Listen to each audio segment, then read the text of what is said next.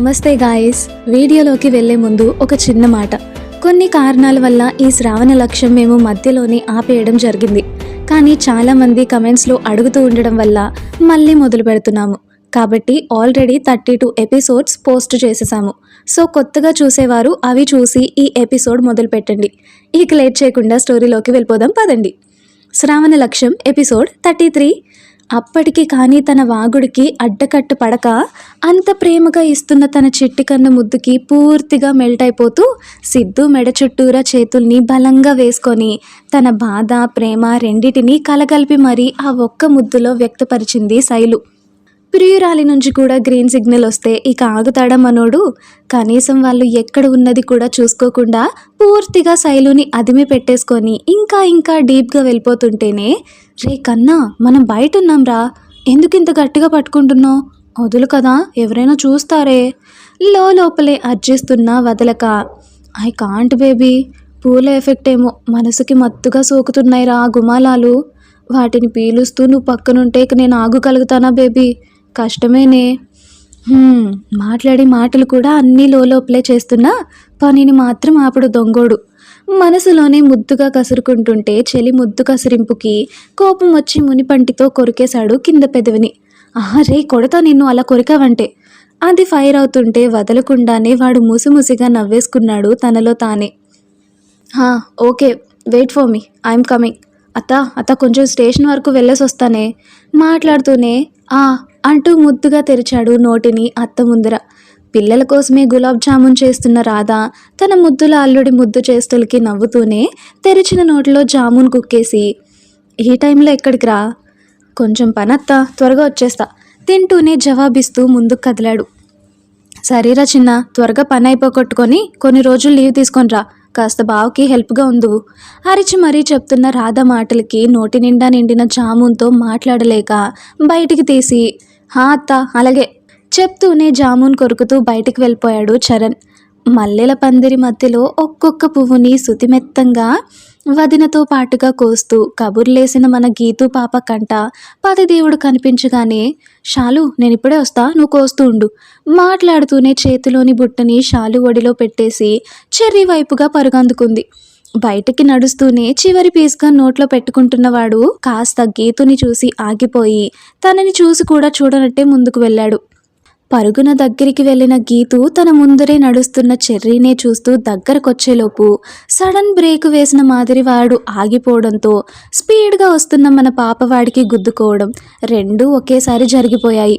అంత సడన్గా తగిలేసరికి తుల్లి కింద పడేది కాస్త వాడి బాహుబంధనాల్లో ఇరుక్కోవడంతో తట్టుకుంది. కాస్త సరిగ్గా నిల్చుంటూ తన వైపే చిలిపిగా చూస్తున్న ప్రియుడిని చూసి హిహి అంటూ స్మైల్ ఇస్తుంటే, ఏంటి అన్నట్టు కళ్ళెగరేశాడు చెర్రీ. ఎక్కడికి వెళ్తున్నావు ముద్దుగా అడిగింది. దాని ముద్దు పలుకుకి చిన్నగా పెదవులు ఆనిచ్చి నోటి దగ్గర పెట్టాడు జామున్ పీస్ని. అది చూడగానే పెద్దమ్మ గులాబ్ జామున్ చేస్తుందా ఎగ్జైటెడ్గా అడిగింది గీతు. ముందుగానే మెరిసిపోయే దాని చిట్టి కళ్ళ మెరుపులకి ఇప్పుడు ఇంకాస్త తలుకుల్ని జతపరిచాయి ఆ ఇంద్రభవనం మెరుపులు. వాటినే చూస్తూ పట్టు అంటూ ప్రేమగా తన నోటిలో పెట్టి తన పెదవుల్ని వేళ్లతో తాకుతూ బయటికి తీసేసి అలా తీసిన వేళ్ళని తాను టేస్ట్ చూసేసి, స్టేషన్కి వెళ్తున్న బంగారం, త్వరగా వచ్చేస్తా, బయట ఎక్కువసేపు ఉండకండి, రాత్రి అయిపోయింది సరేనా చెప్తూనే దాని బుగ్గపై గట్టిగా ముద్దు పెట్టేశాడు. అది ఈ లోకంలో లేదులేండి, వాడి చిలిపి చేష్టలకి దాని ఒంట్లో ఎప్పుడో బటర్ఫ్లైస్ దూరిపోయాయో తెలియదు. అలాంటి ఒక ప్రతిస్పందన చెర్రీ నుంచి రావడం అదే మొదటిసారి కావడంతో అలజడితో నిండుకుపోయిన హృదయంతోనే దాని బుగ్గలు కెంపులయ్యాయి. పాప ఫేస్లో మారుతున్న చిలిపి సిగ్గుని పసిగడుతూనే, ఓయ్ ఏంటి పలకవు, తనొక ట్రాన్స్లో ఉంది అనేసి ఎవరైనా చూస్తే బాగోదు అని కావాలని కాస్త గట్టిగా అన్నాడు చెర్రీ. ఏం లేదు, వెళ్తాము. ఆల్రెడీ ఒక పిట్ట తన జంట పక్షితో బిజీగా ఉంది, ఇంకొక పిట్ట తన జంట పక్షి చేతుల్లో బందీ అయిపోయింది.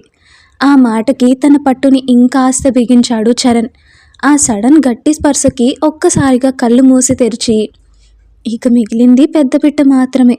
ఆ పిట్ట కోసం మా అన్న పక్షి గారు ఎక్కడున్నారో వస్తే వెళ్ళిపోతాంలేండి హస్బెండ్ గారు, మీరు మాత్రం జాగ్రత్తగా వెళ్ళిరండి హొయలిపోతూ మరీ వాడినే సూటిగా చిలిపిగా చూస్తూ మరీ చెప్పింది.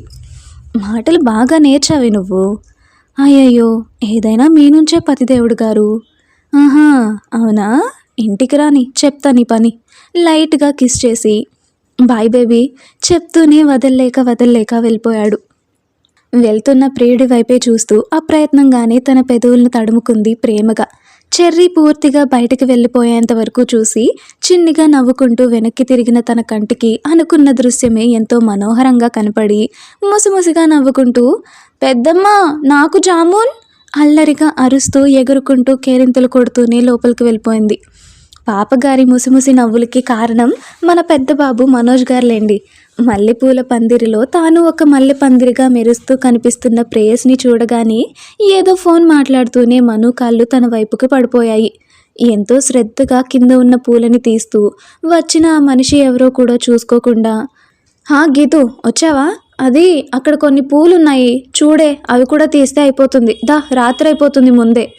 ఎవరితో మాట్లాడుతుందో కూడా చూసుకోకుండా తనకి తాను మాట్లాడుతూ పోతుంటే తన మాటలకి తిరిగి బదులు పలకక మల్లెల చాటున ముద్దబంతిలా కనిపిస్తున్న కవ్విస్తున్న ప్రియురాలిని ప్రేమగా చూస్తున్నాడు మనోజ్. ఎంతసేపటికి తన నుంచి ఎలాంటి రెస్పాన్స్ రాక, అరే గీతు ఏమైంది పలకవు? విసురుగా పైకి లేచేసింది చూసుకోక. దాని విసురుకి తనకి దగ్గరగా ఉన్న మనోజ్కి గుద్దుకుపోయి ఒక్కసారిగా కిందికి తూలారు జంటగా. వాళ్ళ కుదుపుకి షాలు చేతిలోని పూల బుట్టలు అన్నీ గాల్లోకి ఎగిరితే ఒకరికి ఒకరు తగులుకొని పక్కనే ఉన్న పచ్చగడ్డిపై షాలు పడిపోతే దానిపైనే మన బాంబు పడిపోయాడు. వాళ్ళ పడిన సరిగ్గా క్షణానికి కోసిన పూలన్నీ వాళ్ళపై అక్షింతలు కురిపించేశాయి. ఇద్దరి కళ్ళు ఎప్పుడు ఏకమయ్యాయో తెలియదు. వాడి శరీరం కింద తన శరీరం నలుగుతుంటే గుండె దడదడమంటూ కొట్టేసుకుంటుంది. అక్షింతలుగా పడిన పూలన్నీ మనోజ్ మీదుగా వెళ్తూ పూర్తిగా ప్రేసి ముఖాన్ని కప్పేశాయి. వాటి తాకిడికి కళ్ళు వాల్చేసిన ప్రియురాల్ని కనులారా చూసుకుంటూ అడ్డదిడ్డంగా పడినవాడు కాస్త తనపై వెయిట్ ఉంచక కొంచెం తేలికపరిచి చెలిముఖాన్ని కప్పేసిన మల్లెపూలన్నిటినీ ఒక్కొక్కటిగా తీసేస్తున్నాడు. ఇంకా షాక్లోనే ఉన్న మన బిడ్డకి మాత్రం ప్రియుడి స్పర్శ ఎక్కడెక్కడో తగులుతుంటే ఒంట్లో అలజడి పెరిగిపోయింది. దానికి రుజువుగా ఎంతో వేగంగా కొట్టుకుంటున్న ప్రియసతి గుండె చప్పుడు తన చెవికి ఎంతో స్పష్టంగా వినపడుతుంది. నోట మాట బయటికి రాక కష్టంగా మాటని కూడబలుక్కొని మను అంటుంటే ఎర్రటి గులాబీ రంగు లేత పెదవుల్ని తాకిన తెల్ల మల్లె పువ్వు పెదాల కదలికకి అందంగా పొర్లాడింది ఆ అదరాలపై. అది చూసి ఇందాక నుంచి మదినెచ్చిన ప్రియురాల్ని అంత దగ్గరగా చూస్తుంటే తన కాళ్ళు చేతులు తన మాట వినలేకపోతున్నా కష్టంగా అణిచిపెట్టుకున్నవాడు ఇక తన వల్ల కాక పువ్వును తీసేవాడు కాస్త ఆగిపోయి పువ్వుతో పాటుగా బంధించేశాడు ప్రియురాలి శ్వాసను. ఆ మధుర కేలి ఎంతవరకు సాగిందో తెలీదు కానీ గులాబీ తోటలో సిద్ధు అల్లరి చేష్టలు మరీ మితిమీరుతుంటేనే బలంగా తన గుండెపై చెయ్యేసి వెనక్కి నెట్టేసి పరుగందుకుంది శైలు. హే శైలు ఆగే దొంగదాన, ఎప్పుడు ఇంతే నువ్వు? ముద్దుగా కసురుకుంటూనే తన వెంట పడ్డాడు. వాళ్ళ చిలిపి అల్లరి మాటలకి మల్లెల నడుము దోబూచులాడుకుంటూ అల్లరి చేస్తున్న పెద్ద పక్షులకి భంగం కలిగిపోయి, మను ఏంట్రా ఇది? చిరుకోపంగా చూస్తూనే గబుక్కన పైకి లేచేసింది షాలు. లేస్తున్నా వదలకుండా చెయ్యి పట్టి లాగేశాడు. లేచినదల్లా వాడి ఒడిలో కూరుకుపోయింది చిట్టి పిట్టల. చెప్తే వినడని బాబుగారి మూడు మారేంత వరకు తనేం చేసినా కాదనక వాడికి ఇష్టంగా సహకరించి మరీ చీకటి పడుతుంటే అప్పటికి ఆపని పిరిడి మధుర కేలిని అతి కష్టం మీద ఆపేసి దోసిల్లో ముఖాన్ని పట్టుకొని, పదమను అందరూ మన కోసమే ఎదురు చూస్తుంటారు. వాడి చేష్టలకు సిగ్గుపడుతూనే ముఖాన్ని డ్రెస్ని తన వాలకాన్ని అంతా సరిచేసుకుంటూ చెంగున వెళ్ళిపోయింది లోపలికి. ముందుకు వెళ్తున్నా నిన్ను వదలను అన్నట్టుగా దాని చున్ని వాడి వాచ్కి చిక్కుకుపోతే తీసుకుందామని దగ్గరికి వెళ్తే మళ్ళీ ఎక్కడ లాగేస్తాడో ఏమో అన్న కంగారులో చున్నీని ప్రియుడికి కానుకగా ఇచ్చేసి తుర్రుమంది. చాలు ఇది తూచ్. చేతికొచ్చిన ప్రేయసి చిరుకానుకని మొహానికి రాసుకుంటూ దాని పరిమళాన్ని తనువంతా పీల్చేసుకుంటూ వాళ్ళు పడిన ప్రదేశాన్ని అంతా పట్టి పట్టి చూశాడు. చూసే కొద్దీ ఇంకా ఇంకా చూడాలి అనిపించేంత అందాలు దాగున్నాయి ఆ ప్లేస్లో.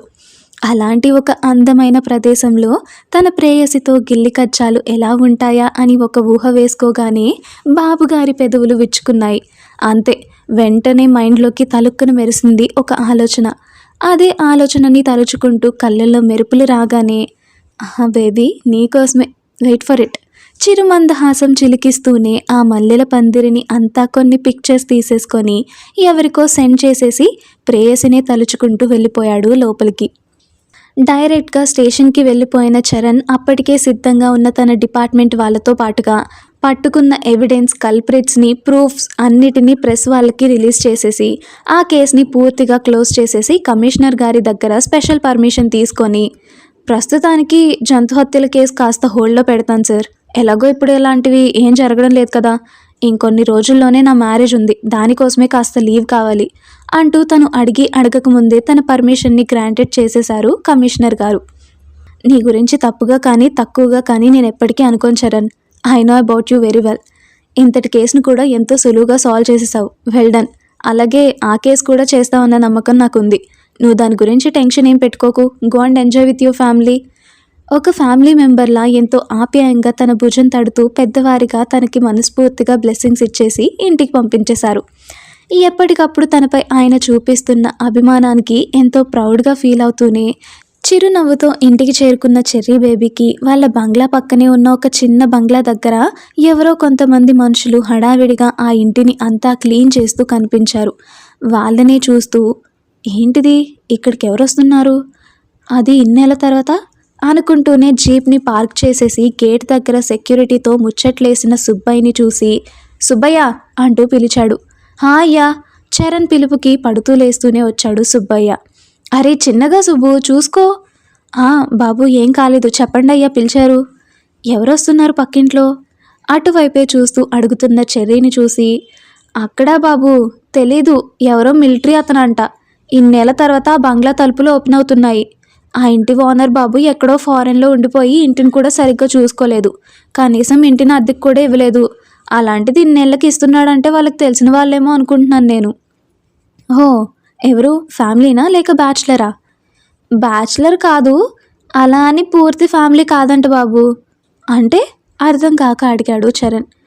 అంటే ఎవరో ఒక అతను, అతని భార్య, అతని చెల్లెలు, అంతే అంట బాబు. ఓ, ఎప్పుడు వస్తున్నారంట? ఇంకో 4 రోజుల్లో అంట బాబు. అతను ఏదో మిషన్పై వెళ్తాడట, అది అయిపోగానే జాయిన్ అవుతామన్నారంట. ఓ, చాలా ఇన్ఫర్మేషన్ లాగేసావే. కళ్ళెగరేస్తూ అంటున్న చరణ్ మాటల్ని పళ్ళన్నీ బయట పెట్టి మరీ నవ్వుతూ, అది బాబు, ఎలాగో రోజంతా ఖాళీనే కదా, అందుకే ఏమీ తోచక అలా కబుర్లు ఆక్వర్డ్గా నవ్వుతూ చెప్తుంటేనే అతని నవ్వులో జత కలుపుతూ, ఊరికే అన్నాలే సుబ్బు, సర్లే తిన్నావా ఇంతకీ? బాబు అయిపోయింది, మీకోసమే పెద్దమ్మగారు ఎదురు చూస్తున్నారు. వెళ్తున్నా చెప్పేసి పక్కింటి బంగ్లా వైపే చూస్తూ వెళ్ళిపోయాడు లోపలికి. అటే చూస్తూ వస్తున్న బామ్మర్దిని చూసి, ఏంట్రోయ్, ఏం చూస్తున్నావు అక్కడ? నా చెల్లి కన్నా అందమైన అమ్మాయి ఏమైనా కనిపిస్తుందా ఏంటి? చూపు తిప్పుకోలేకపోతున్నావు? అందరికీ డిన్నర్ వడ్డిస్తున్న గీతు వైపే ఓరగా చూస్తూ అన్నాడు మనోజ్. బావ మాటలకి బామ్మర్ది బదులు పలికేలోపు, నా చెర్రీ బేబీ అలా ఏం చెయ్యలే అన్నయ్య. సార్ గారి కళ్ళు ఎప్పుడైనా ఎక్కడైనా ఆత్రంగా ఇంట్రెస్టింగ్గా చూశాయనంటే దానికి 2 రీజన్స్. ఒకటి నీ ముద్దుల చెల్లెలైతే, ఇంకొకటి ఆయన గారి వర్క్కి సంబంధించిన పని కానీ మనిషి కానీ ఎవరైనా ఉండుండొచ్చు. వయ్యారంగా పట్టుకున్న గరిటని అటు ఇటు తిప్పుతూ కళ్ళన్నీ మూతిని 30 వంకర్లు తిప్పుతూ చెప్తున్న గీతు మాటలకి అందరూ ఫక్కున నవ్వేస్తే, వాడి బేబీకి తనపై ఎంత నమ్మకం ఉందోనని ఒక్క క్షణం ఆరాధనగా చూసినంతసేపు లేదు. జాబ్ పైనే తన ప్రియారిటీ ఎక్కువ ఇస్తున్నాడు అంటూ వయ్యారాలు పోతూ అంటున్న ప్రేయసి మాటలకి గుర్రుగా చూస్తూ వస్తూనే దాని నెత్తిన ఒక మొట్టికాయ టపీమని వేసి, చాలే పెద్ద, నన్ను మొత్తం చదివేసినట్టుగా ఉన్నావులే, కానీ నా ఫస్ట్ ప్రయారిటీ ఎప్పటికైనా నా ఫ్యామిలీనే, నువ్వు ఊరికే కుళ్ళుకోకు, గుడ్లు పొడి చేస్తా యాక్షన్ చేస్తూ చెబుతూనే హ్యాండ్ వాష్ చేసుకొని వచ్చి దాని చున్నీతోనే చేయి తుడుచుకొని కూర్చుంటూ, అదేం లేదు బావా, మన పక్కింటి బంగ్లా ఉంది చూడండి, అక్కడికి ఎవరో వస్తున్నారంట, దానికోసమే మొత్తం క్లీన్ చేపిస్తున్నారు. ప్రియుడు ఇచ్చిన తీపి మొట్టికాయని రుద్దుకుంటూనే దగ్గరకొచ్చి వడ్డిస్తున్న ప్రేయసి చేతిపై ముద్దు పెడుతూ చెప్పాడు చరణ్. ఓ, ఇన్నేళ్ల తర్వాత ఎవరు వస్తున్నారంట్రా అడిగాడు కిరణ్. ఎవరో ఆర్మీ పర్సన్ అంట మామ, చెప్పి చెప్పకముందే, అదిగో నేను చెప్పానా అన్నయ్య, మీ బామ్మర్దికి 24/7 డ్యూటీ డ్యూటీ డ్యూటీ, చూడండి కాదు అన్నాడు కానీ డిపార్ట్మెంట్ వాళ్ళే అంట, చూడు అందుకే అంత ఆత్రంగా చూశాడు. తుత్తరగా గట్టిగా అనేసింది గీతు. దాని మాటలకి మిగతా వాళ్ళంతా గట్టిగా నవ్వేసుకుంటుంటే దాని చేష్టలకి చిరుకోపంగా ప్రేయసి వైపే ఒక కన్నెత్తి చూశాడు చరణ్. చాలేవే, ఇంకా పెళ్ళి కూడా కాకముందే నా బిడ్డ గురించి మొత్తం తెలిసిన దానిలా మాట్లాడేస్తున్నావులే, కానీ పోయి ఆ కర్రీ తేపో ముందు. వాడి కోసమే ఎంతో ఇష్టంగా చేశానంటివి, తీరా వస్తే మాటల్లో పడి మర్చిపోయావు. రాధ చెప్తే కానీ గుర్తురాక, అరే సరిగ్గా గుర్తు చేసావు పెద్దమ్మా, ఇప్పుడే తెస్తా అంటూ పట్టుకున్న గిన్నెని టేబుల్పై పెట్టేసి ప్రియుడి కత్తుల్లాంటి చూపుల నుంచి తప్పించుకోవడానికి కిచెన్లోకి ఉరికింది గీతు. ఆదరా బాదరాగా వెళ్తున్న ప్రేసతినే కాస్త కోపంగా కాస్త మురిపంగా చూసుకుంటూ, అత్త, నీ కూతురు అల్లరి మరీ ఎక్కువైపోతుంది చూడు. పెళ్ళి కాకముందే కాబోయే అత్తకి కంప్లైంట్ చేసేశాడు పెళ్ళం పైన. వాడి మాటలకి నవ్వుతూ, ఆ అల్లరిదాన్ని 25 ఏళ్ళు నేను భరించారా అల్లుడా, ఇక ఉన్నంతకాలం నీకు తప్పదు. ఎలా వేగుతావో ఎలా కంట్రోల్ చేస్తావో నీ తిప్పలేవో నువ్వే పడాలుడా, నాకైతే ఎలాంటి సంబంధం లేదు. నవ్వుతూనే చేతులెత్తేసింది లక్ష్మి. అందరూ నవ్వేసుకున్నారు సరదాగా. అమ్మా, ఇన్నాళ్ళకి ఇంట్లో నేను కాక ఇంకొకరిని అల్లరోలు అన్నారబ్బా, నాకైతే కడుపు నిండిపోయింది. ఇక నాకు ఫుడ్ వద్దు మమ్మీ అంటూ ప్లేట్ని పక్కకి నెడుతుంటే అందరికంటే గుర్రుగా కాల్చేసేటట్టు చూశారు రాధ, అలాగే మన సిద్ధు బేబీ. వాళ్ళ చూపులకే జడుచుకొని, వద్దు అలా చూడకండి, తింటా. వామ్మో, చూపులతోనే చంపేసేటట్టున్నారే అత్తాళ్ళులిద్దరూ కలిసి. గొనుగుతూనే కోపంగా చూస్తున్న సిద్ధు చూపుల్ని చూడనట్టే పట్టించుకోక తాను తింటూనే సిద్ధుకి తినిపించేసింది ప్రేమగా. అమ్మో, నా బుజ్జి తల్లిని భయపెట్టేస్తున్నారా మీరు అన్న నుంచి కాస్త సపోర్ట్ అలా వచ్చిందో లేదో అందలం ఎక్కేసింది బిడ్డ. అన్నయ్య చూడు, ఈ ఇంటి ప్రిన్సెస్ని అన్న దయా దాక్షిణి, ఏదోలే, అది కూడా లేకుండా ఎలా చూస్తున్నారో చూడు అంటూ మనోజ్ ముందు నట విశ్వరూపమే చూపించేసింది బిడ్డ. ఆహా, అవునా బావా, నీ చెల్లి ఏం చేసిందో నీకు తెలీదు. తెలిస్తే నువ్వే బుర్ర బద్దలైపోయేలా కూర్చోబెట్టి మరీ చివాట్లతో బాధేస్తావు. అప్పటికే సిద్ధు అన్నతో ఎక్కడ చెప్పేస్తాడో ఏమో అన్న భయంతో, ప్లీజ్ కన్నా వద్దురా, వద్దు లోపలే అరిచింది శైలు. ఆహా, ఏం చేసిందిరా అంతగా మనోజ్ అడుగుతుంటే, అది అంటూ నోరు తెరిచేలోపు తెరిచిన నోటిలో ముద్దు కుక్కేసింది శైలు. దాని చేష్టలకి నవ్వుతూ, ఏదో చేసిందిలేరా, ఫస్ట్ తినండి, చల్లారిపోతుంది రాధ చెప్పగానే మాటలు చాలించి ఎవరి ఫుడ్పై వాళ్ళు దృష్టి పెట్టేశారు. అడిగి మరీ ఈ స్టోరీ పెట్టించుకున్నారు. దీనికి తగ్గట్టు మాకు లైక్స్, కామెంట్స్, షేర్స్, హైప్స్ ఇవ్వకపోని ఏంటి ఏదో వార్నింగ్ ఇస్తున్నాం అనుకుంటున్నారా? హవా, అంత సీన్ మాకెక్కడుందిలే, కానీ కాస్త చూసిన ప్రతి ఒక్కరూ ఒక బుల్లి లైక్, ఒక బుజ్జి కమెంట్, ఒక చిట్టి షేర్, అలాగే ఒక చిన్ని హైప్ చేసారా ప్లీజ్. మీరు అలా చేస్తేనే మాకు నెక్స్ట్ వీడియోకి కాస్త ఎనర్జీ వస్తుందబ్బా, లేకపోతే అంతే మా పరిస్థితి ఇంకా. ఓకే, మరో మంచి ఎపిసోడ్తో మళ్ళీ మీ ముందుకు వచ్చేస్తాం. అంతవరకు సెలవు. ఇట్లు మీ Souji Priya. Thanks for watching. Bye.